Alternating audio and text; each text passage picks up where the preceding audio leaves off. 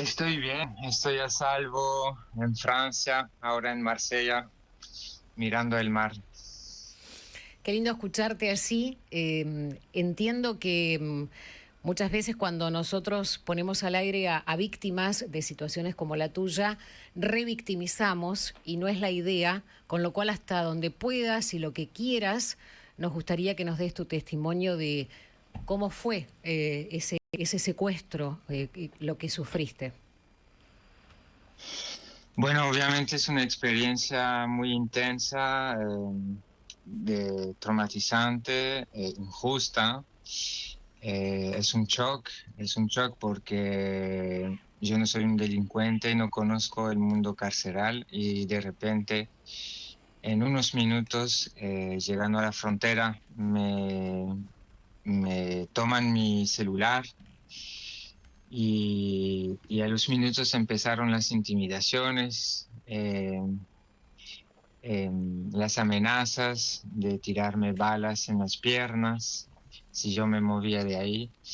Y fue un choque porque a las horas yo estuve en un sótano, en una sala de tortura, solo y durmiendo con 3 cerámicas de baño desbordando de heces, de muchas cucarachas, ratas, interrogado e intimidado por agentes de DGCIM, encapuchado durante varias horas, en viajes donde me acosaron sexualmente también, eh, drogándome para que yo pudiera hablar sin retener nada. Y lo bueno es que yo no tenía nada que esconder, ya que no soy espía, no soy un terrorista.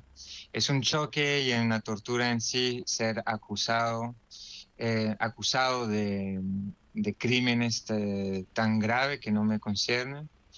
Eh, es una tortura ser interrogado durante 18 horas sin descanso, a partir de las 11 de la noche y toda la noche y todo el día siguiente, con las 4 mismas preguntas sin parar. Si yo había participado en reuniones de espías, si yo había venido a Venezuela a propagar el terror, si yo había venido a Venezuela para sacar informaciones que podrían dañar a ese gobierno. 4 preguntas durante 18 horas. Y en sí, estar encerrado en una cárcel de alta seguridad, siendo aislado, secuestrado, ya que no tuvimos ninguna comunicación durante varios meses, sin abogados, sin realmente patio, porque estábamos en un patio de 8 metros sobre 12, siendo 40 personas, media hora al día, cuatro veces a la semana. Todo eso sí es una tortura psicológica, ¿no? Y muchas otras torturas psicológicas, hacernos perder la noción del tiempo, las propagandas durante muchas horas a todo volumen, eh, muchas torturas sí, Mm. psicológicas. Sí.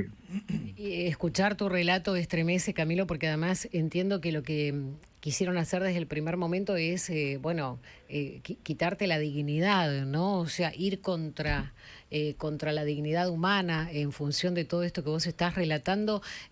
Para quienes no conozcan la historia, me gustaría preguntarte si vos vivías en Venezuela, si vivías en Colombia, cómo es un poco tu llegada, digamos, a Venezuela.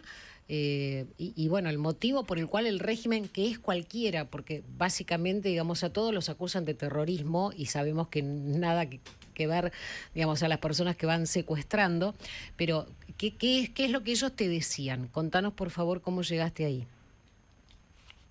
Bueno, es el reflejo de un sistema y de 26 años de dictadura, Ujú. 26 años de absurdo, de violencia, de paranoia.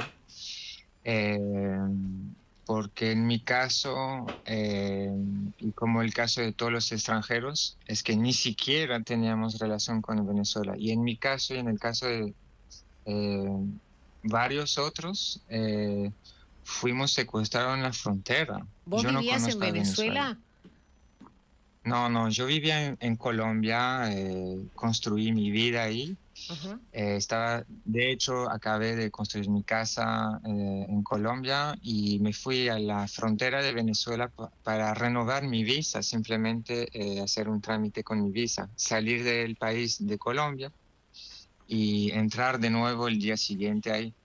Y ese trámite es un trámite legal que se hace en todo el mundo, y yo fui arrestado y de forma totalmente arbitraria detenido y de forma muy violenta y con todos mis derechos violados, ¿no? Sí, sí. Entonces, sí, es el reflejo de una mecánica que ya está implantada desde muchísimos años y es la realidad de todos los venezolanos en el día de hoy, en la Camilo, calle. Sí, sí, Sí. sí. ¿cuánto tiempo estuviste detenido?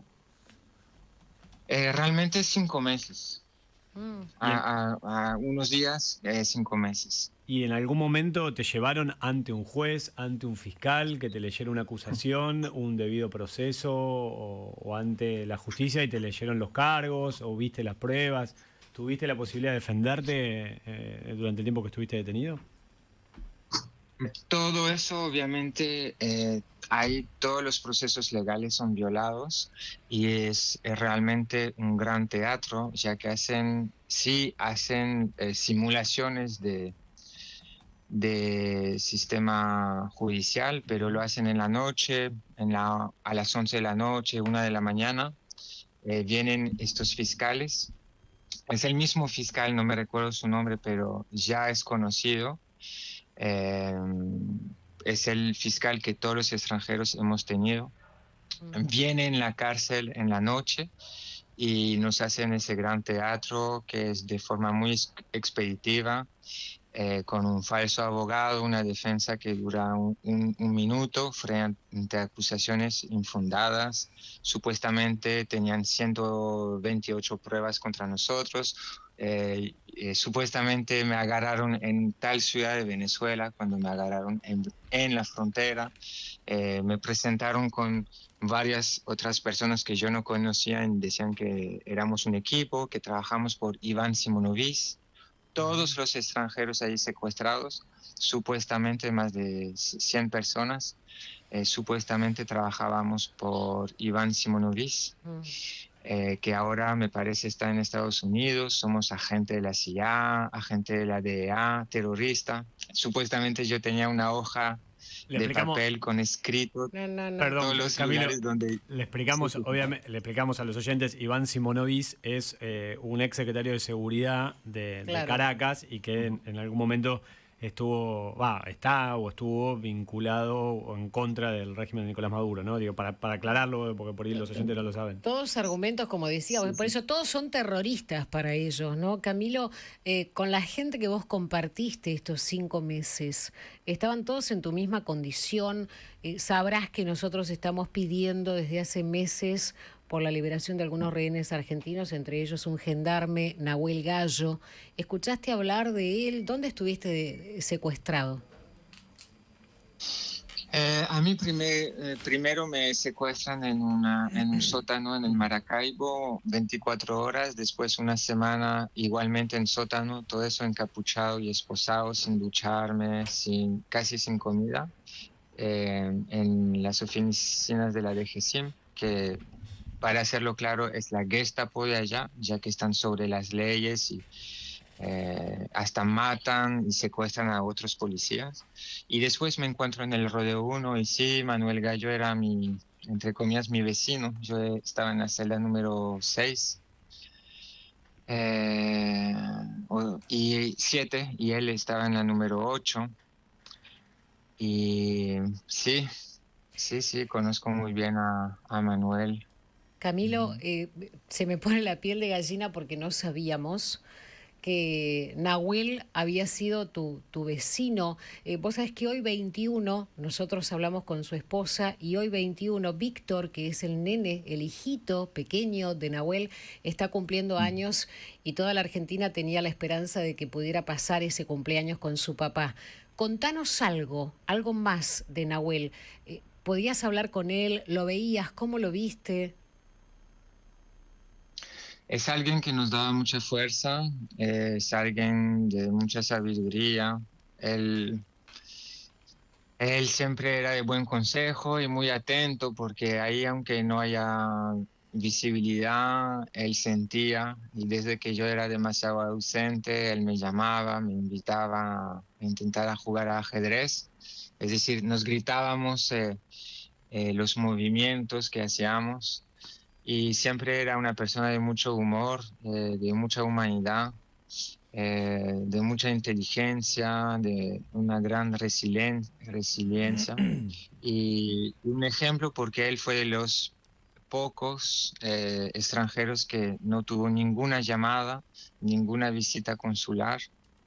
Es decir, ha sido totalmente secuestrado y aislado, sin ninguna comunicación. Y fuerte para él también escuchar en los programas de propaganda el mismo Diosdado y Maduro nombrarlo.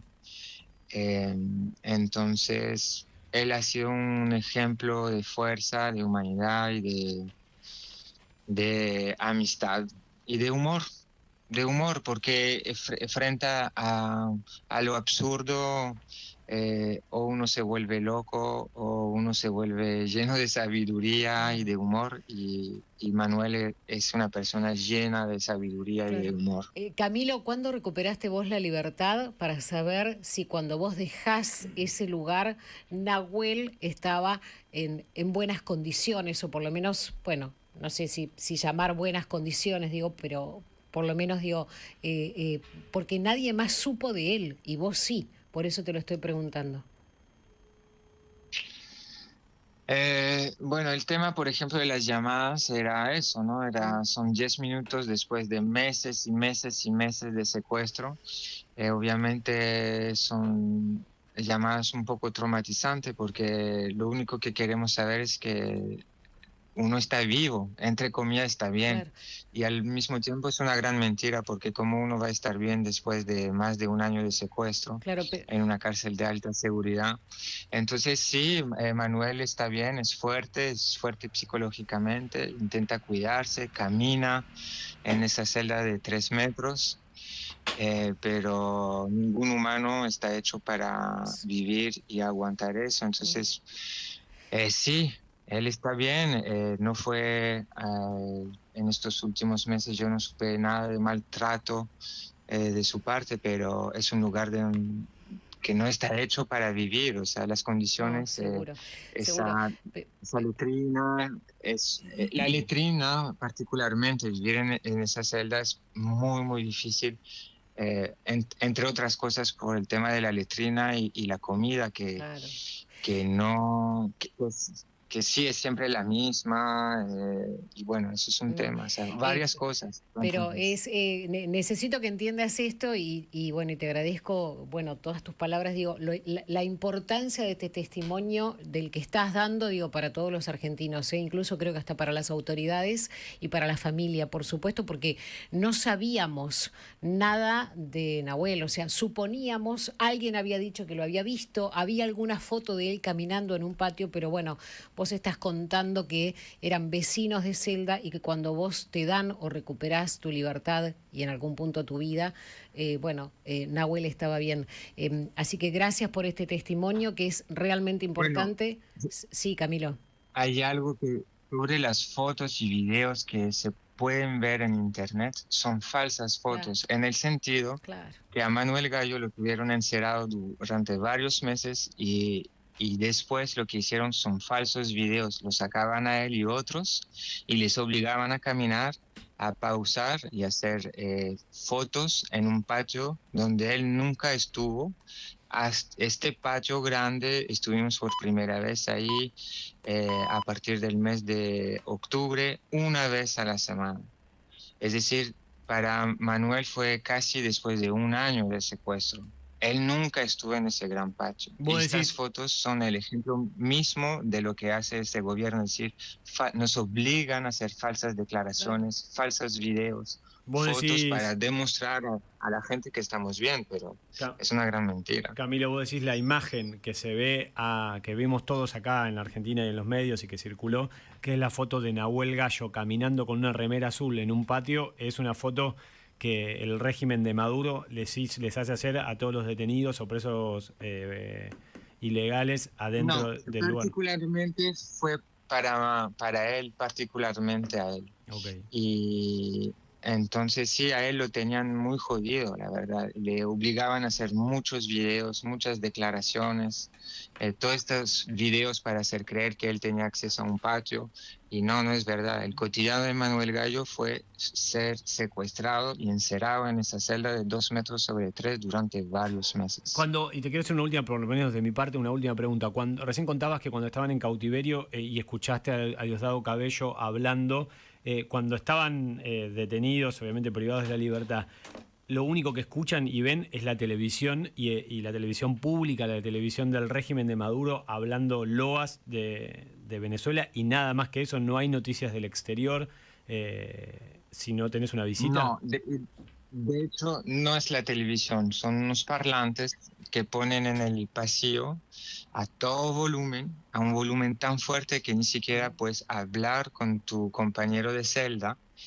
Son programas que duran 2, 3, 4, 5 horas No. y son programas obligatorios que tenemos que escuchar, son 3 programas a la semana, ¿sí? Y eso es parte de la tortura, porque Claro. físicamente duele las orejas, tan el volumen es fuerte, y escuchar durante 5 horas el sarcasmo con el cual hablaban de nosotros, el humor sarcástico, el despreciarnos y toda la mentira que se escuchaba, porque básicamente escuchar estas noticias teníamos para entenderla que escucharlas al revés, o sea, lo que se decía, para entender, tú tienes que traducirlo así. Lo que dice es el inverso de lo que está pasando. Y muchas veces hablaban de nosotros, y bueno, entonces el tema de las propagandas sí es un tema, es una tortura. Claro. 3 veces a la semana durante meses escuchar eso es una gran No, tortura. además la injusticia, ¿no? Que ya desde el vamos estabas secuestrado y escuchar todo eso, que es mentira, lisa y llanamente. Camilo, en las redes, en el breve testimonio que vimos, pero bueno, estás hablando por la radio más escuchada de la Argentina, con lo cual te pido por favor si podés repetir eso. En un momento hacías referencia a la historia de tu papá, ¿no? Y cómo se dio vuelta todo en este presente injusto que te tocó vivir. ¿Nos lo contás? Sí, es otra vez, es la palabra que me viene más con esa historia, es el tema, es lo absurdo. Lo absurdo a veces de la historia humana, ¿no? Como el hijo de un exiliado político chileno, mi papá era comunista y fue torturado por sus ideas, sus pensamientos, por el gusto que tenía de escuchar Atahualpa Yupanqui, Víctor Mirá. Jara. Y en aquel tiempo él fue torturado por eso y tuvo que exiliarse ya que fue condenado a muerte y se tuvo que escapar del país. Tuvo el asilo político en Francia, que no es en sí un regalo, es algo terrible vivir el asilo político. Eso significa que no puedes regresar a tu país. Y, y años después, el hijo de un exiliado político comunista, yo me encuentro secuestrado por un gobierno comunista. Entonces, la historia ahí no tenía sentido, ¿no? Y estar frente a las mismas torturas de las que vivió mi papá y la que denunció mi papá me hizo entender muchas cosas y quiero hablar de eso. Esa experiencia a mí me abrió los ojos sobre muchas cosas y también me rompió en mí un tema polarizado y pude ser testigo en carne y hueso y sangre de lo absurdo de la humanidad. Y cualquier bandera, que sea una bandera de derecha e izquierda, cuando el humano terroriza y es violento, es la misma energía atrás, esa energía diabólica. Y eso es lo que quiero denunciar y también salir un poco de estos temas tan polarizados, porque hoy en día en Francia es un poco complicado el tema de hablar de Venezuela, porque si uno se alegra de cierta forma de la detención de Nicolás Maduro, significa que entonces está de acuerdo con la política de Trump y no es tan simple. En mi caso, no es porque me alegra y me alegraría que haya justicia en Venezuela, no significa por lo tanto que estoy de acuerdo con la política de Donald Trump y para mí el tema de la existencia en sí es que la existencia es muy compleja y tiene muchos grises y salir de temas tan polarizados que son las fuentes de los conflictos en la tierra. Si tú no estás de este lado es que eres del otro y en Venezuela era eso. Si tú no estás, si tienes unas ideas, es que entonces eres enemigo. Si no estás con nosotros, es que eres nuestro enemigo. Ujú. Y podemos nosotros tener una lectura más sutil, más compleja, más profunda de todo lo que está pasando en esta tierra en este momento, Ujú. para no dividirnos justamente. Claro, los extremos, ¿no? De verdad, este último mensaje tuyo me parece tan para rescatar, ¿no? Digamos, tan sentido y tan lógico. Camilo, ¿cómo sigue tu vida en adelante? Cuando empezamos la nota me decías que estabas mirando el mar, nos decías que estabas mirando el mar. Bueno, no sé cómo sigue. La libertad después de un secuestro de este tipo, yo pensaba estando en la cárcel que el día que me iban a liberar, el día siguiente iba a sentir esa libertad. Así, un camino libre arriba de una montaña sintiendo la libertad. Y no, no fue así. La libertad, los primeros momentos que sentí la libertad fue después de varias semanas. En un momento en un puente en Toulouse, me tomé un café, me quedé ahí solo escuchando música y sentí la libertad. Y fue la primera vez que la sentí después de semanas. ¿Por qué? Porque salir de esta cárcel, pero sin la libertad de los demás, no son lindas palabras, es realmente un sentimiento, la culpabilidad y más que todo eh, tengo que hacer ese trabajo en lo posible y lo estoy haciendo. No me estoy preguntando si lo estoy haciendo bien, no me estoy preguntando si me hace bien, simplemente lo hago. Y no estoy en un momento donde me puedo permitir preguntarme eso al preguntarme no tengo la respuesta, simplemente lo estoy haciendo. Todos mis días están dedicados a hacer llamadas, en hablar con las familias, en investigar, en ver qué puedo hacer con las ONG, con la ONU. No sé si sirve, pero lo hago. Y realmente la libertad la estoy sintiendo cada vez más, cada vez que hay un preso político liberado, pero ahora la realidad es que quedan los venezolanos. Y los venezolanos que están ahí han sufrido muchísimo más que nosotros. Para mí fueron 5 meses de secuestro. Yo no viví lo terrible que vivieron Agustín Gallo y los demás. Es decir, al principio eso estaba muy mal organizado y la tortura era muy difícil, el secuestro en sí era mucho más difícil por las condiciones. Y más que todo, hay todo un pueblo y cientos y miles de presos políticos que igual que yo ni siquiera tienen que ver con la política de Venezuela. Fueron de forma totalmente arbitraria detenidos y Ujú. acusados falsamente. Y eso es una gran preocupación. Tengo un síndrome muy fuerte ahora, es que siento en mí un amor y un afecto muy grande para Venezuela. Me siento venezolano sin conocer a ese país y no me sentiré libre hasta que todos los presos políticos sean liberados. Camilo, te agradecemos enormemente esta entrevista, esta charla y bueno, que la vida siga de la mejor manera para vos. De verdad, escucharte es muy, pero muy conmovedor, así que desde acá te abrazamos fuerte y te mando mi corazón.